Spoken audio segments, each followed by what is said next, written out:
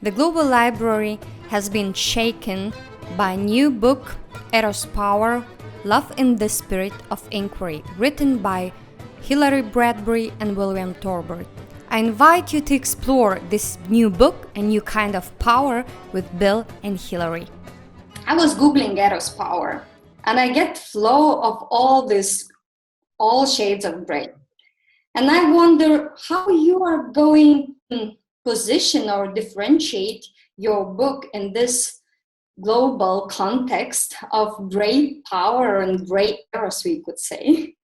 Our book, Eros Power, is the thinking woman's 50 Shades of Grey, because in some ways we're doing the same thing, but in a much more conscious way. We're looking at issues of power in the erotic friendships between men and women, and even more than that. And we're asking ourselves, how can we move towards creativity and mutuality with each other that doesn't leave our sexuality, our erotic creativity behind? My relationship with Bill was not sexual per se, but it started out with a tremendous Eros that I think has since, over the years of development, has come to be a creative offering for both of us, and in a way that the baby of this creativity has been the book. That our book is 50 Shades of Color. I mean, this grayness is sad. Color is when you actually make contact in a tender way with the outside world, where you really look carefully and let it make an impression on you. You let another person make an impression on you. So I think that's what our book is about, and how difficult that is. How difficult it is to let the other person in, who the other person really is, as opposed to my projection of the other person. More important, may there be a future in which there are partnership, mutual relationships between men and women. And Hilary and I got to work on that early, because even though I was her professor and she was a really young and not yet wet behind the ears, young woman, she dominated the class I was supposed to dominate when we first met, or soon after we first met. And we had one of the great arguments of the ages, in which she made it very clear that the mere fact of my institutional power was not going to give me dominant power in this case. So that was sort of the explosion of Eros at the beginning of our relationship, you might say. It's a book about our mistakes and the enormous difficulty of doing this. In my teaching, there are two phrases, the teaching that I devoted myself to directly for 25 years. There are two phrases that are very, very meaningful to me. One is conscious labor, working with awareness, acting with awareness. And the other is voluntary suffering, which sounds like a very strange concept, but it's this willingness to take on the pain in the relationship and not project it all on the other. And to hold the relationship as a whole, even though it's difficult and so forth. So I think, we both learn more about voluntary suffering over time, and the importance of that, and the inevitability of it, and the importance of just accepting it. Could you answer what is Eros power? We gain Eros power when we understand and bring together in our action Eros, power, and inquiry. Inquiry is often missing from both love and power. Power, this unilateral power, is the ability to make people do things without asking whether it's right to do it. And mutual power always can only exist when there's inquiry also. And love is often considered to be blind. The little egocentric self doesn't create Eros power. the little egocentric self tries to be in inquiry about herself or himself and let go those obstructions to love and relationship with the other. And thus Eros power, which is there for all of us, can kind of embrace us as we become, in a way, co-creators, as Whitehead would say. We are co-creators with the divine in creating a better world. And at this moment in time, we damn need a better world. So a little bit more Eros power might go a long way.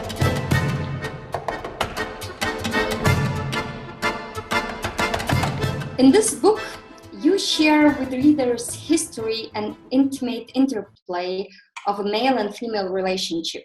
I wonder, is there any meaning why woman is leading the dance on book cover? The cover picture, the woman, she represents the feminine, and allowing the feminine to rise at this moment in history is a very, very important thing. And it's also something we actually don't know a whole lot about.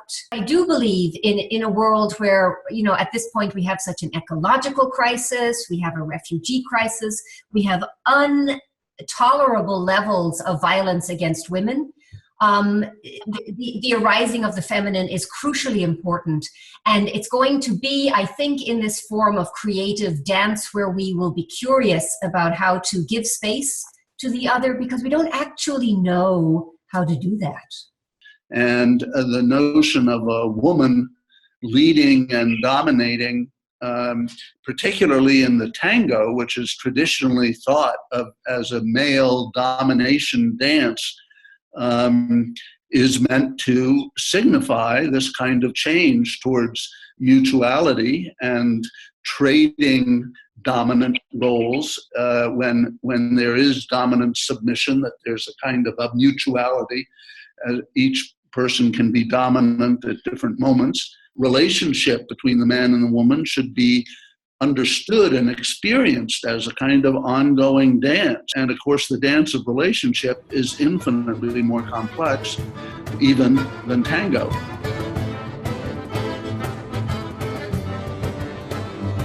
You talk, Bill and Hilary, about liberating disciplines, and you give illustrations of some disciplines through your relationship story.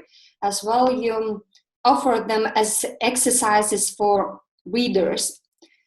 While reading this book, I was always thinking, what is being liberated? Eros, power, relationship, woman. Now I think, man, what? How do you think? What is being liberated is each person. We think that in our love relationships, those can be central developmental processes for us. They're not just safe havens where one escapes the discipline of work.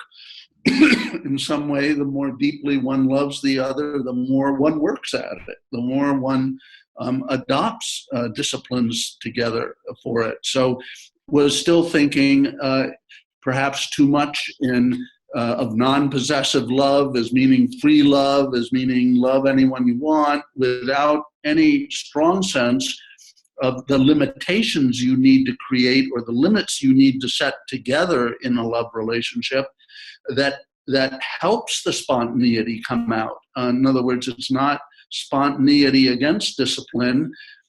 And for me, that really is a very big message in the book, but also in my life, that relationship is a path, perhaps at this point, for me at least, the primary path to awakening, to liberation. The disciplined element of us creates safety for this more free-flowing, creative, boundaryless Eros to arise and to touch different parts of our lives.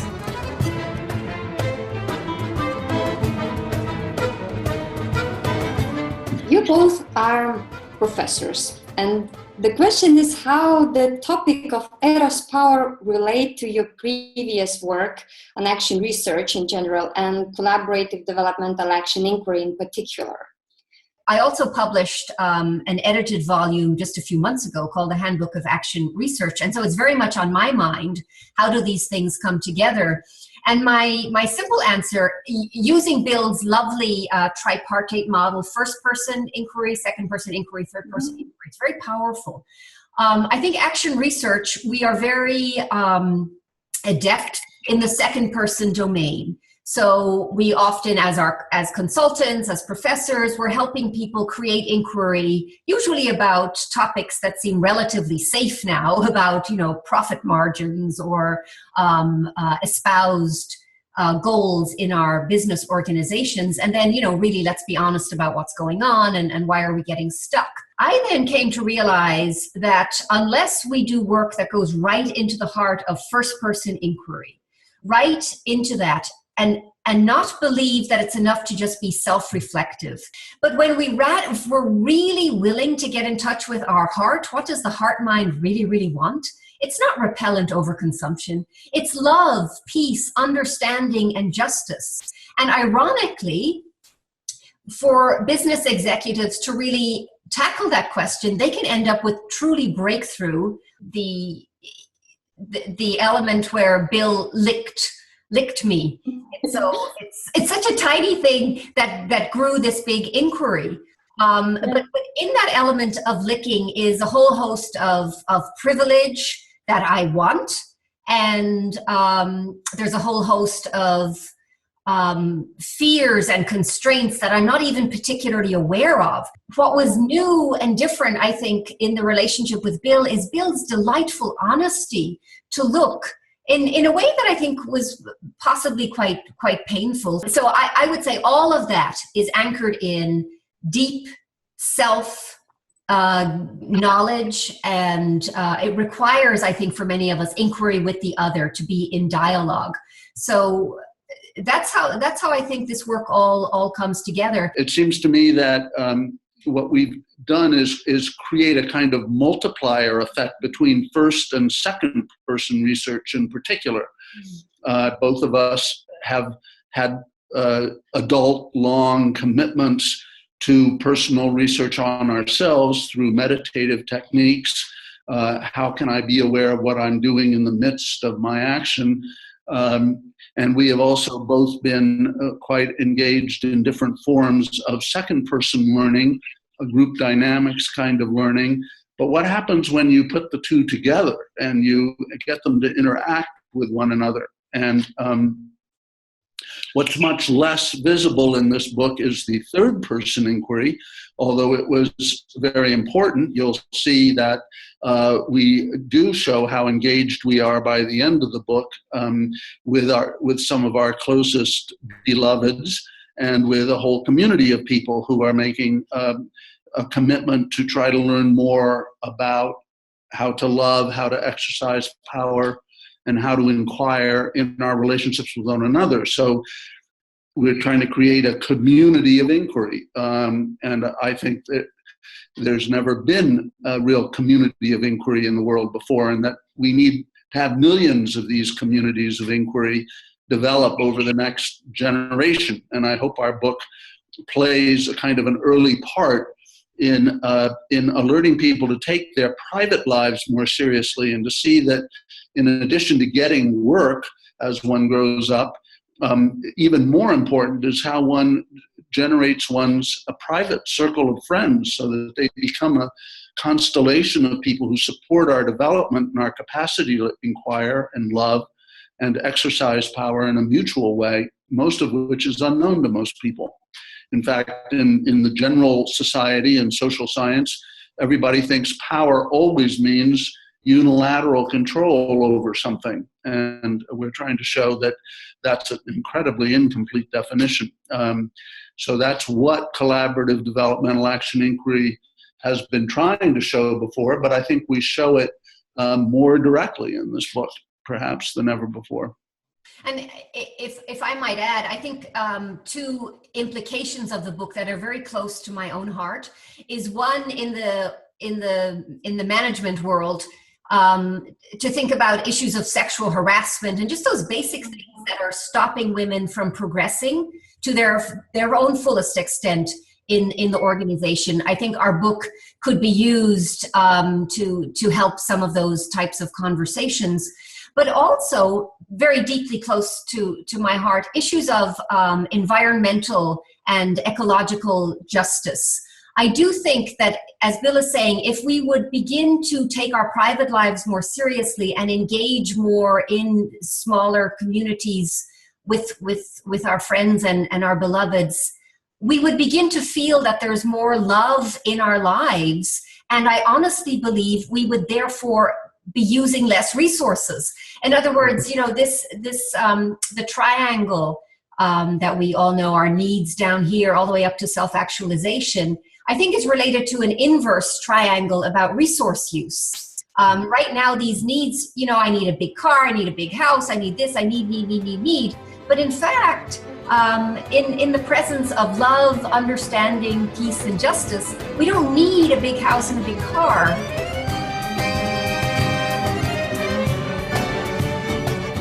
Begin to try to enact the ideas in the book even before you finish the book, because it's how they work in your life that's going to be the important question. Go. It'll feel like a bit of a leap, because we're often, it's the torment of our situation that wants us to inquire into it.